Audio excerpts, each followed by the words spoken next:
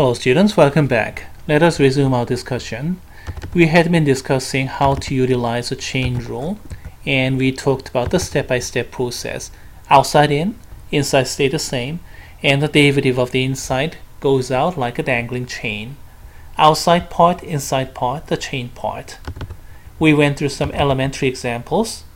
Now let us go over to slightly harder examples. Let's consider this example. We have an exponential function. That's the outer function. There's no question about that. But what's the inside? In the inside, we have this another composite function. And then derivative of that, which will have to go over here, will be another chain rule because that's going to be another composite function. So you have to use the chain rule twice. So here we go. The derivative is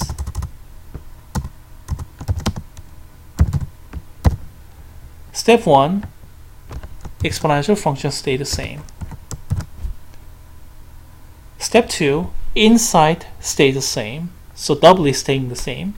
And then now we have to multiply the chain part, the derivative of the inside.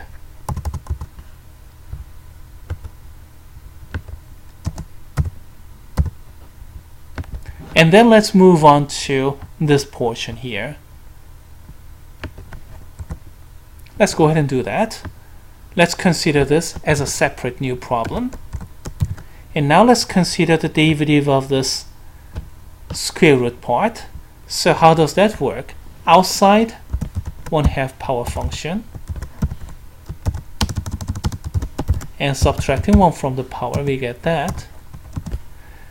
Now step 2, what's inside? Derivative of the inside stay the same. And finally, you have to multiply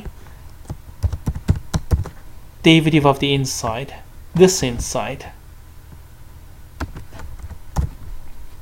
We got this a complete solution, but for the sake of simplification, let's take just one step. You see this 1/2 and that 2 cancel each other out, and we're going to get x and then the exponential. And then this negative power is equivalent to denominator, so we can push it downstairs.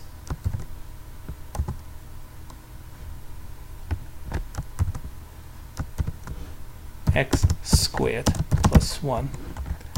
That'll complete the problem, and the answer key of your textbook will probably look like this. But personally, I'll give you full credit if you stop here. We have first chain rule and then the second chain rule here. Inside of the, derivative of the inside, the dangling chain part here, and then another one here. We have used 2 chain rules. Now, if you skip these steps and then go directly with this, I'll give you full credit for the correct answer, which is 3 out of 10. The other 70% belong to how to work out your solution and how to convince your grader. So you're not going to get any credit if you just go over to the answer key here. Please think of it in terms of grader's point of view.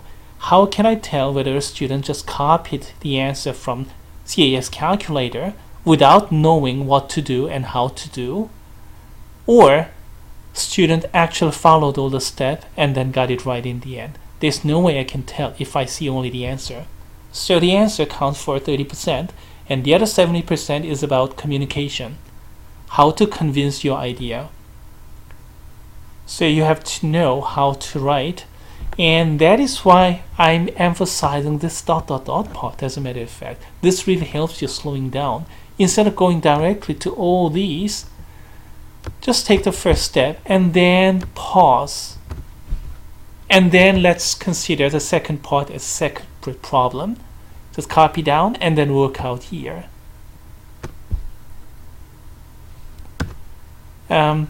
If you go over to the answer key of our textbook or some other kind of tutoring sources, some people may use this kind of notation, the derivative like this, and then express it like this in a full derivative notation, and then that part is equivalent to this in the next step. And this is good. Actually, this is better. But then again, I'm not going to require students to use the full derivative expression every time because it's confusing to average students or lower. If you know what you're doing, if you do understand all those derivative notation with all the dx's, and then if you can break all those down step by step, that's the best. But I'm usually not doing that, not because I don't know this or not because I do not value this expression. It's just that whenever I try to do this, I used to get about half the students perfectly and then lose the other half the students. Now if I use ... and then pause and then move on, about 75% of the students followed okay. There are always students struggling here because this is a tough topic. If you are one of them, maybe you'll have to slow down and go through a lot more exercises than just required. Let's do this again, maybe several more times. By the way, we have an answer key here, all spelled out step by step. So there's no reason to keep duplicate answer key, so let me remove this. Let's go over to the next problem. So what is this? Well, inside is this, obviously, and then we have 1/2 power function, and let's work out the derivative. Rule number 1, or step 1, derivative of the outer function. So 1/2 comes out as coefficient, subtract 1 from the power. This is what we get. Step 2 of the problem, inside stay the same. So let's go ahead and do that. Just copy and paste. And step 3, multiply the derivative of the inside. And here, again, I'm going to use the same idea, same notation, this ... and bracket to denote that I have some work to do here.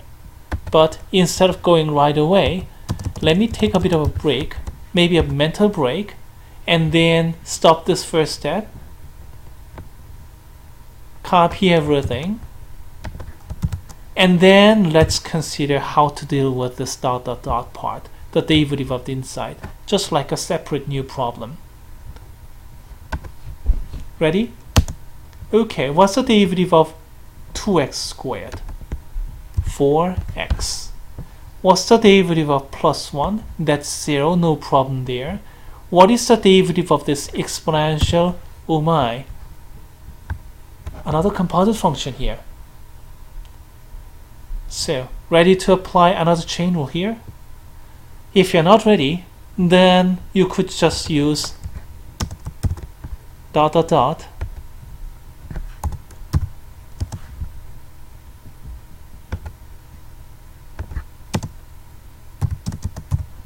and then move on, and then continue working on it as a separate step after maybe taking a deep breath or something, and then okay, I'm just working on this part over here.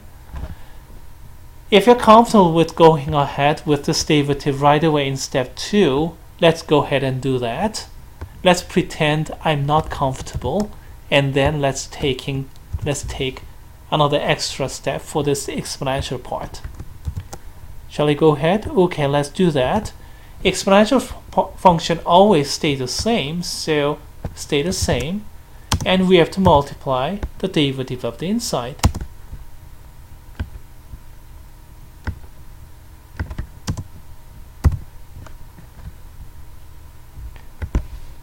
Now, what is the derivative of the inside? Oh, come on. What is the derivative of the inside? It's 3x squared plus 2x. It's 6x plus 2.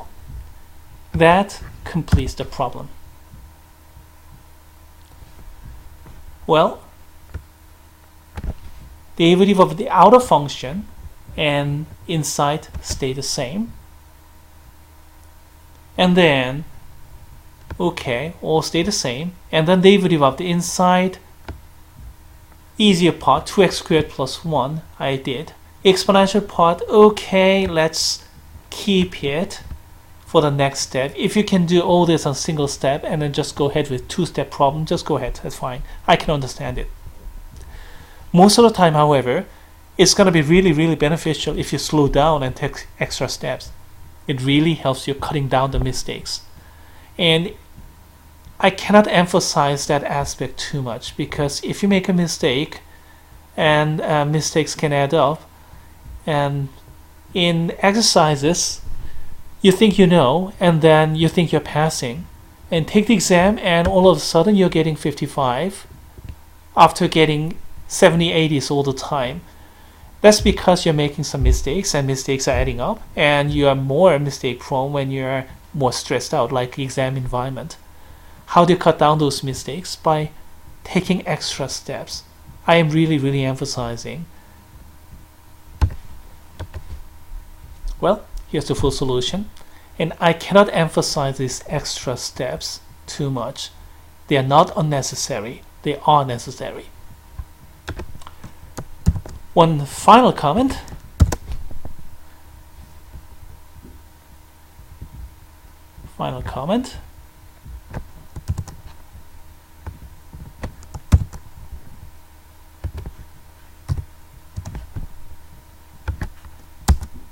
Okay, here we go.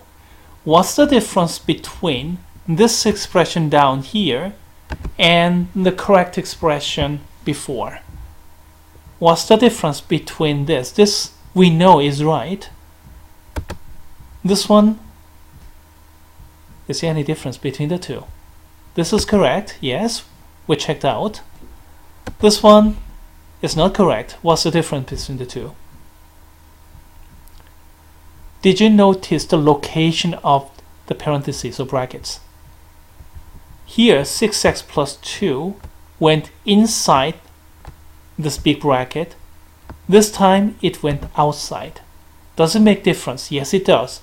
Here in this latter expression, if you break up this part of this bracket, this is what we are going to get.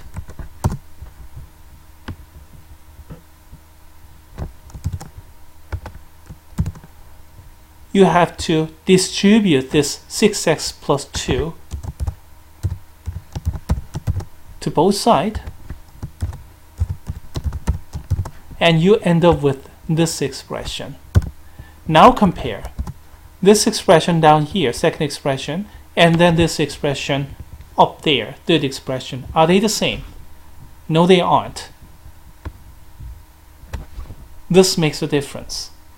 So location of this entity either is inside of this bracket or outside makes big difference.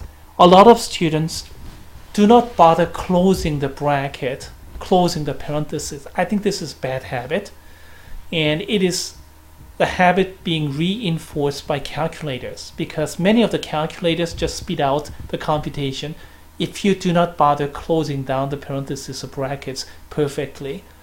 And oftentimes it is wrong, and then students just copy down the wrong answer and they get deduction and do not bother to check, I'm afraid.